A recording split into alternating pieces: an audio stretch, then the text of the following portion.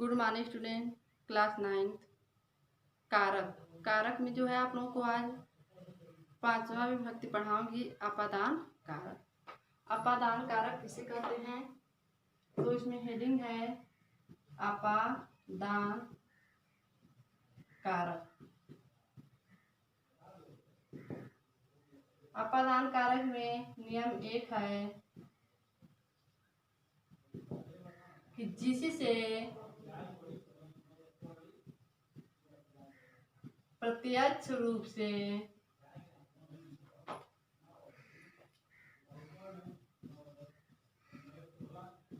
कोई वस्तु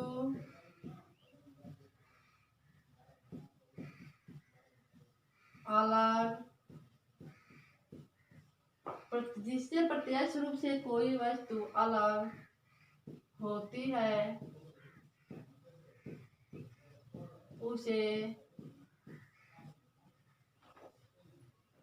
अपादान कारक कहते हैं।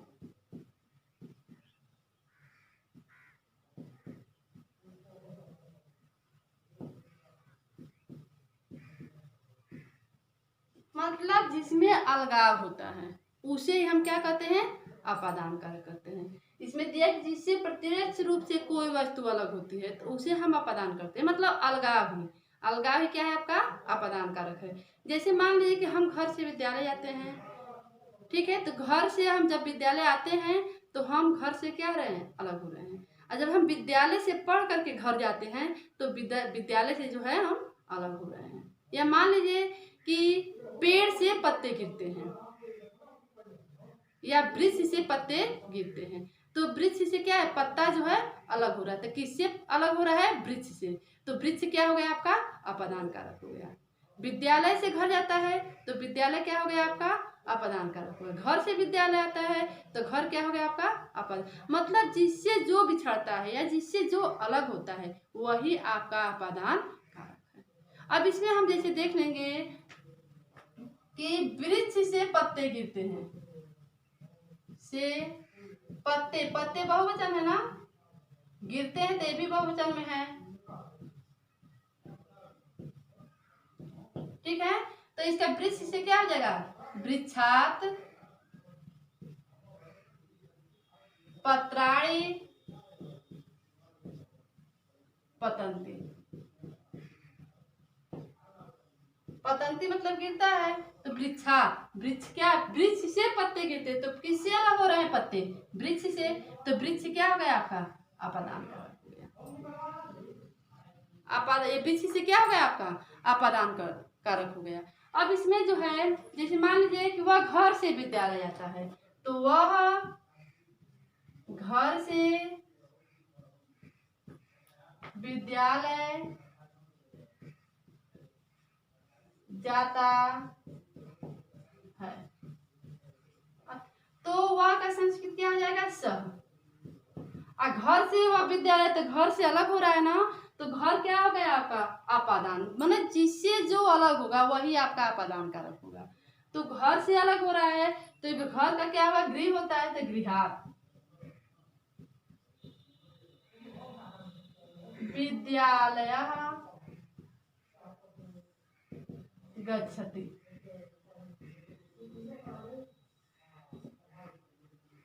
सगृहात विद्यालय गच्छति। अब इसमें नियम 2 है।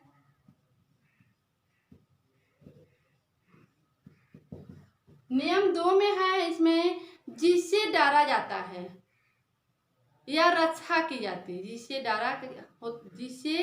डरा जाता है या रक्षा की जाती है उसे हम अपादान कारक कहते हैं। दूसरे नियम में है कि जिससे डरा जाता है या रक्षा की जाती है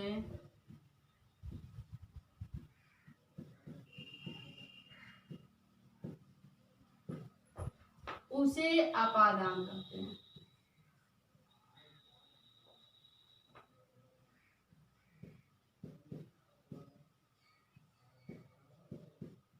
अपादान या पंचमी विभक्ति का प्रयोग होता है।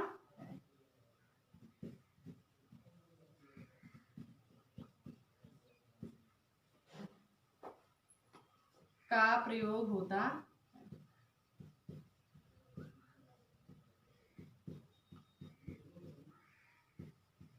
और इसमें जो है यहाँ पे भी हम लिखेंगे पंचमी विभक्ति।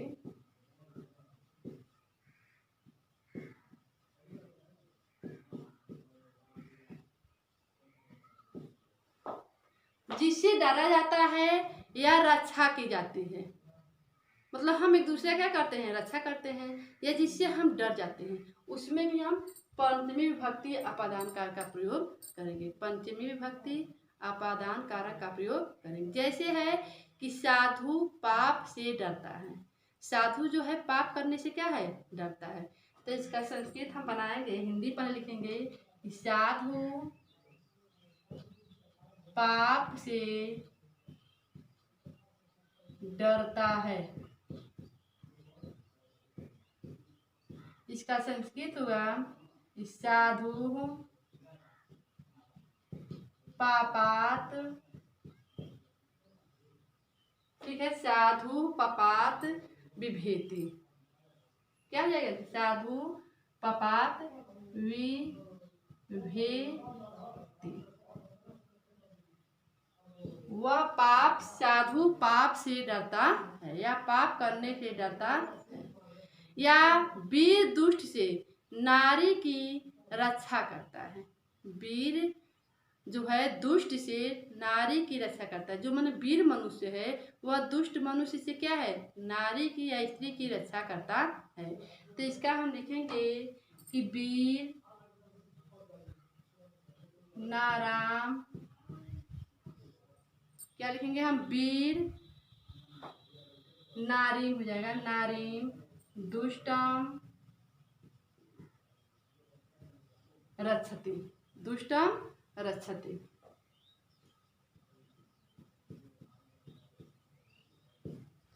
वीर मनुष्य नारी की दुष्ट से रक्षा करता है। तो यह जो है क्या है आपका पंचमी विभक्ति अपादान कारक। पापात जो है पंचमी विभक्ति अपादान कारक, या इसमें जो है आपका इसमें जो रक्षा करता है वही है, तो वह पाप करने से उसकी रक्षा करता है, या वह पाप करने से डरता है, तो वह पंचमी विभक्ति अपादान कारक हो गया। नियम 2 हो गया। नियम 3 में है, हम बतलाएंगे आपको।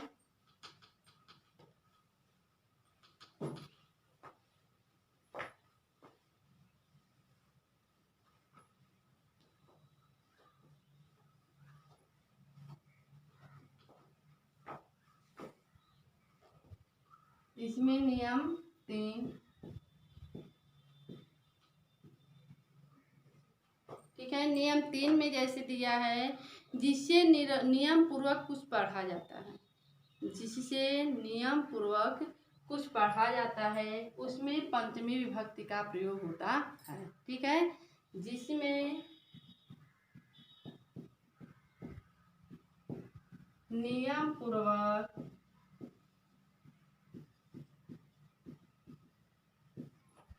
कुछ पढ़ा जाता है,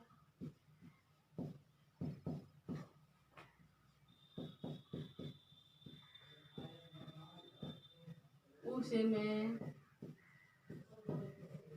पंचमी विभक्ति का प्रयोग होता।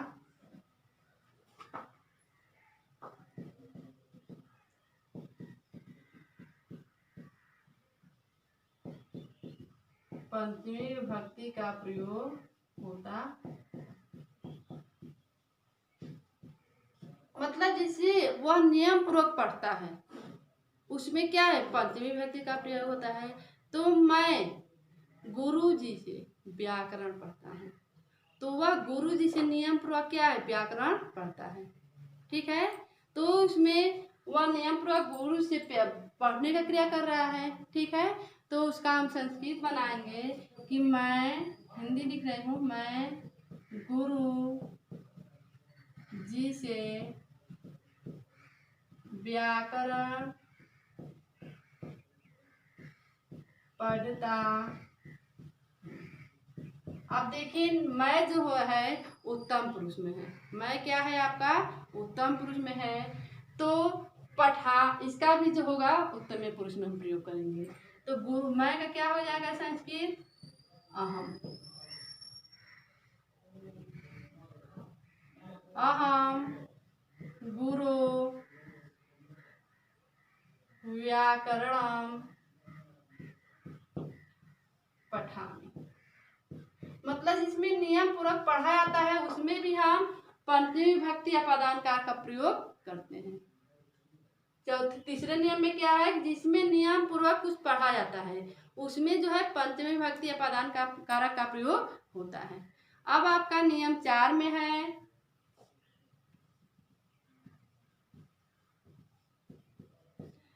अब जुगुप्सा। जुगुप्सा मतलब बतलाया भी गया था घृणा। जुगुप्सा में क्या होता है, घृणा, बंद हो जाना, छोड़ देना, हटाना, भूल या असावधानी करना के समानार्थक शब्दों के द्वारा पंचमी होती है, माने पंचमी विभक्ति होती है। ठीक है, तो जुगुप्सा मतलब क्या होता है, घृणा। जुगुप्सा मतलब क्या होता है, घृणा। विराम में होता है बंद होना, छोड़ देना, ठीक है, या अलग हो जाना। प्रमाद मतलब होता है भूल या असावधानी करना। तो इसको हम लिखेंगे कि जुगुप्सा, घृणा। जुगुप्सा मतलब क्या होता है, घृणा। विराम, बंद होना,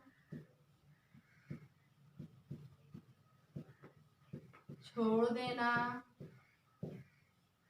या छोड़ना। विराम मतलब क्या होता है, बंद होना या बंद हो जाना, छोड़ देना या अलग होना, अलग होना।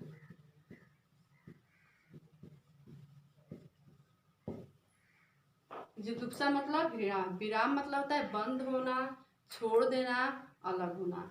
अप्रमाद मतलब होता है भूल, भूल या असावधानी।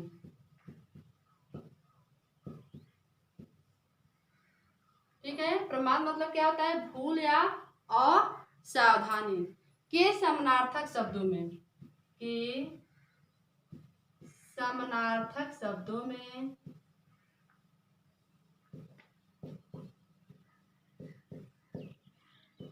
पंचमी विभक्ति का प्रयोग होता, विभक्ति का प्रयोग होता।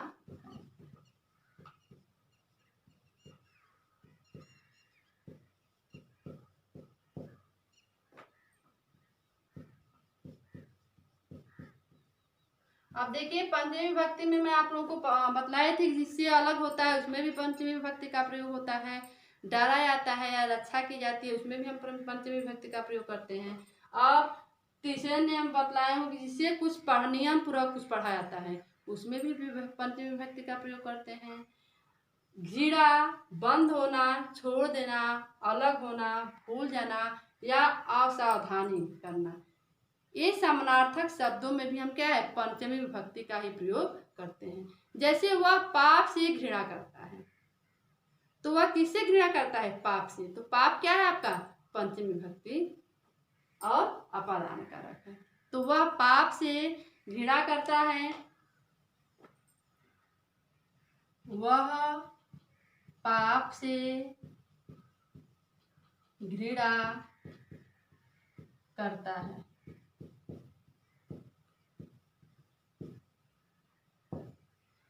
सह पापात जुगुप्सा। सह पापात जुगुप्सा, घृणा होगा तो वह पाप से घृणा करता है। तो जुगुप्सते, जुगुप्सते, स पापात जुगुप्सते, वह पाप से घृणा करता है। ठीक है, आपका अब है नियम 5। नियम 5 में मैं आपको बतलाऊंगी, इसको आप लोग देख ही लिए हैं। जिसमें नियम पूरा कुछ पढ़ा जाता है उसमें पंचमी विभक्ति का प्रयोग होता है। मैं गुरु जी से व्याकरण पढ़ता हूँ, अहम गुरु व्याकरण पठामि। नियम 4 में है जुगुप्सा, घृणा, विराम, बंद होना, छोड़ देना, अलग होना प्रमाद, भूल या असावधानी के समानार्थक शब्दों में पंचमी विभक्ति का प्रयोग होता है। वह पाप से घृणा करता है तो सह पपात जुगुप्सते। अब नियम 5 में है कि जिसमें अलग, पृथक में क्या होता है आपका, अलग होना होता है।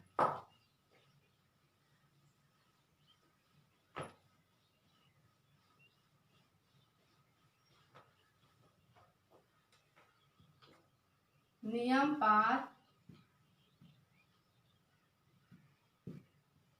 पृथक अलग होना। पृथक मीन्स क्या होता है आपका, अलग होना। ठीक है। बिना या नाना शब्दों में के योग में द्वितीय, तृतीय अथवा पंचमी विभक्ति का प्रयोग होता है। पृथक मीन्स क्या होता है, अलग। बिना और नाना, बिना और नाना शब्दों के योग में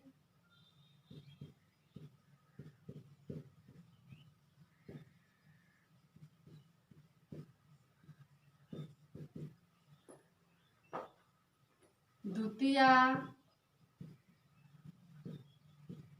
ठीक है, पृथक अलग, बिना और नाना शब्दों के योग में द्वितीय, तृतीय या पंचमी,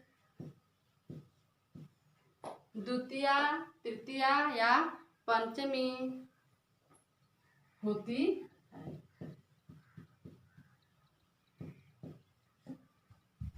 पृथक अलग, बिना और नाना शब्दों के योग में द्वितीय, तृतीय और पंचमी होती है। जैसे दिया है कि दशरथ राम के बिना जीवित न रह सके, तो बिना आ गया ना, तो दशरथ जो है राम के बिना है, क्या है, जीवित न रह सके। तो इसमें क्या है, पृथक। पृथक मतलब अलग, बिना या नाना। पृथक मतलब क्या होता है, अलग होता है, बिना भी होता है और नाना भी होता है। तो इसमें हम लिखेंगे कि दशरथ राम के बिना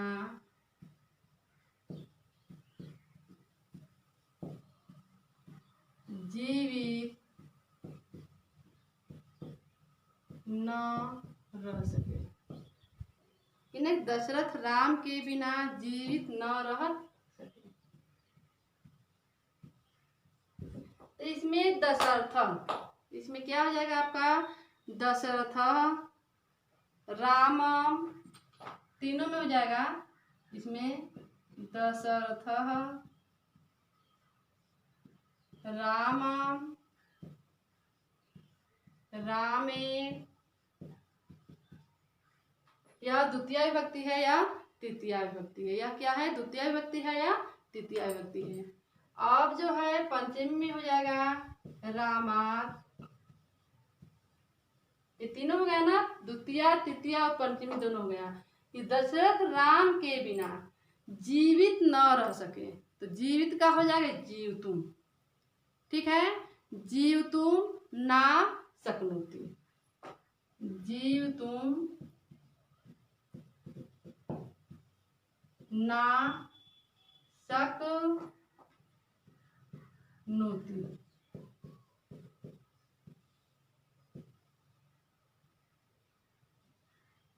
ठीक है, दशरथ रामम, रामेण, रामात, जीवतम ना शक्नोति। इसका आप लोग देख लीजिए, या ना शक्नोत, ना शक्नोत। इसमें अलगाव, जिसमें अलगाव पहले ही बतलाए थे, जिसमें अलग होना, बिना या नाना में भी हम अपदान कारक पंचमी विभक्ति का हम प्रयोग करते हैं। आज के वीडियो में यहीं तक, थैंक यू।